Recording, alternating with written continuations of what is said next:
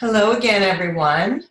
I thought it would be a good idea to share some of my class notes with you to just review a little bit from other posts about the oils themselves, these miraculous little oils from around the world, and also to teach you the 3 ways that the oils can be used. And I'm going to share my screen with you and show you the class notes, the handout that I usually give out at my in-person classes, so that you'll have an idea of what that looks like as well.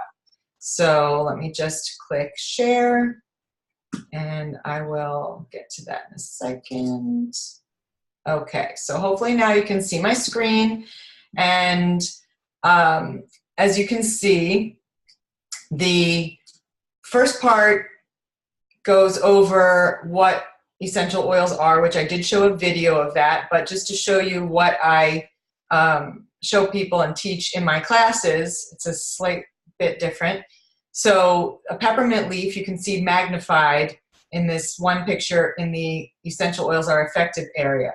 And so you'll see the peppermint leaf microscopically looks like the picture on the right, which is the aromatic sacs. You can see those white sacs. That's actually what the plant is, the aromatic compounds of the plant. And that is what we use to distill to make the oils. And this is the lifeblood of the plant. These oils are the immune system of the plant. They protect the plant from danger. They repair the plant, and miraculously enough, they do the same thing for our bodies as well. Isn't nature cool? They go right through the cell membrane to affect change on a cellular level, because our bodies are made up of thousands of natural chemicals, if not millions, and these oils also have thousands of natural chemicals that our bodies know exactly what to do with. So that is, to me, completely amazing. The other thing is that they are very pure and potent, which means that 1 drop of peppermint, for example, is equal to 28 cups of peppermint tea. So if you've used other brands of essential oils and then you try 1 drop of our peppermint, which if you were in person for an in-person class, which again I would love to do for you if you're in the New York City area or New Jersey or Philadelphia, something like that, I'm happy to come do that, because during this class you're probably going to be thinking of friends and family that you would love to, that could really benefit from this information, that you would love to share this with. So again, I'd be happy to do that for you. We can talk, or about doing an online class for you as well if you're not in the area. So what I do in my classes is give people 1 drop of peppermint, and then they rub their hands together. This is called a human diffuser, which I'll be talking about in the next section. They smell it, put your hands together, breathe it in, careful to avoid your eyes, and it is completely amazing. So I highly suggest that. Then the next section just shows the quality issue, which I'm not going to go over in too much detail because I posted a lot about that as well already. But our oils are the highest quality, harvested in their natural environment, tested more thoroughly than any other oils. So the next section is this how to use essential oils, which is really what I wanted to talk about most in this video. So the first would be aromatic. So an example is to, again, be the human diffuser. And these microscopic particles go into your olfactory system, into your limbic system to affect change, like I said, on a cellular level. And they have big mood enhancing qualities to them. So, the sense of smell is very closely tied to the emotions. I mean, if you just smell something that reminds you of your grandmother's perfume, you're right back there 20, 30, 40 years before in her apartment smelling her perfume. So it has a very big emotional component to it. Also, it opens airways. So something like peppermint, I use peppermint, our Breathe blend, and eucalyptus every night in my diffuser, so it helps me breathe better during the night. And it also helps my son wake up in the morning. So we do something called peppermint power, where no matter what time this kid goes to bed, he cannot wake up in the morning. So I put some peppermint in my hands, just like I showed you. I put it in front of his face and I say, peppermint power, wake up. Not saying he loves this, although he does once he starts waking up a little bit, but it really helps him to wake up. He starts moving around and then he finally gets out of bed. So I highly suggest that if you have kids with the same issue, or if you have the same issue. And peppermint also cools the body, so you can put it on the back of your neck. I'll talk more about peppermint in more detail in a little bit, but aromatic, respiratory support, boosting mood. I love diffusing it in the peppermint and wild orange in the afternoons for a pick-me-up. Instead of worrying about coffee, I don't really have to do that because I have these amazing scents in my house that are uplifting my mood and invigorating me. The other thing is freshening the air. So with aromatic, with oils in the diffuser, if you use our immune boosting oils like On Guard and Melaleuca or tea tree oil and oregano, those are all very immune boosting oils.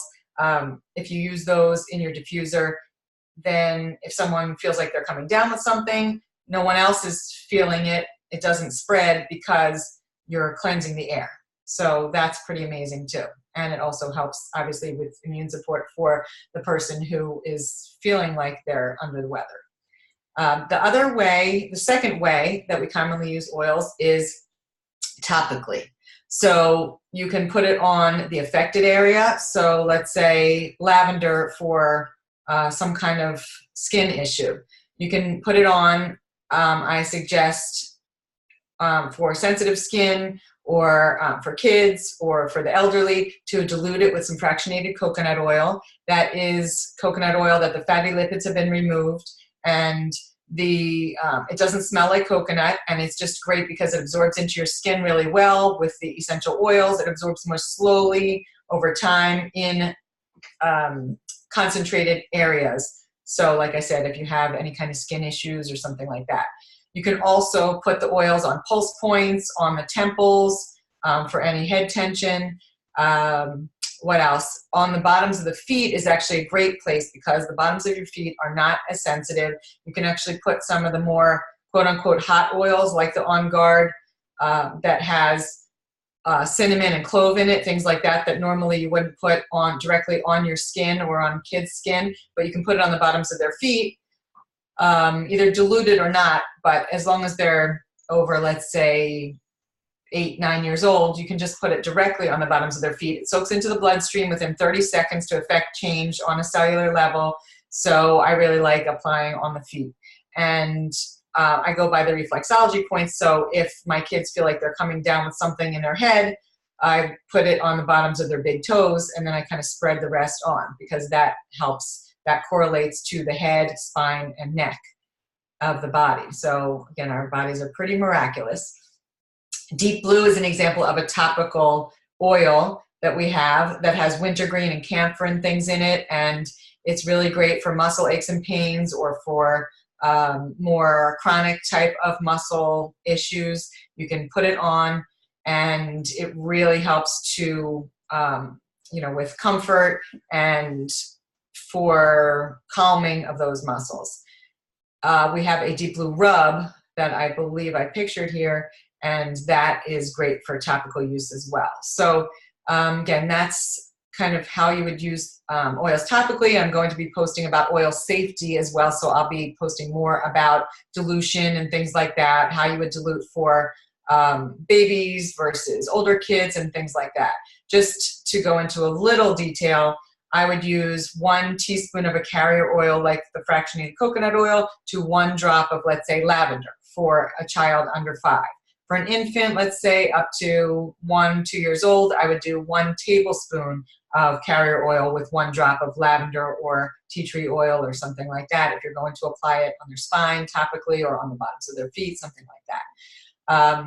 And if your skin is sensitive, I would dilute also, even if you're an adult. So that's that. And then internally, these oils are so pure that they can be taken internally, and if it has the supplement information on the side of the bottle, you know that you can take it internally. All our citrus oils are great for that, for detoxification purposes. Our On Guard for immune support, you can put it in a drop in water and drink it. You can put our Slim and Sassy in a drop in water, and it helps with cravings and metabolic support to increase metabolism, so that's awesome. Our Digest Zen blend, which again, I'm going to be talking about a lot of these later, but I just wanted to let you know about the internal. So you can put it in water and drink it, or you can put any of these into an empty veggie cap and take it internally that way. And if you don't want to taste it or something, in water. And we also have a lot of soft gels. doTERRA makes soft gels of our Digest Zen and Slim and Sassy and some other oils that you can buy already made. We even have one that's called Try Ease for seasonal threats. So in the spring, the fall, if you have issues, that one's great. It just has lemon, lavender, and peppermint in it because those are all anti-inflammatory oils. What else do we have? We have On Guard soft gels as well. On Guard beadlets, which are smaller little capsules that you can keep in your purse for on the go if you feel like you're coming down with something. So, you know, there are so many different options. So I hope you found this helpful. I'm going to stop sharing right now. And just stay tuned for the next post about oil safety. And I hope you're enjoying all the information. Thanks.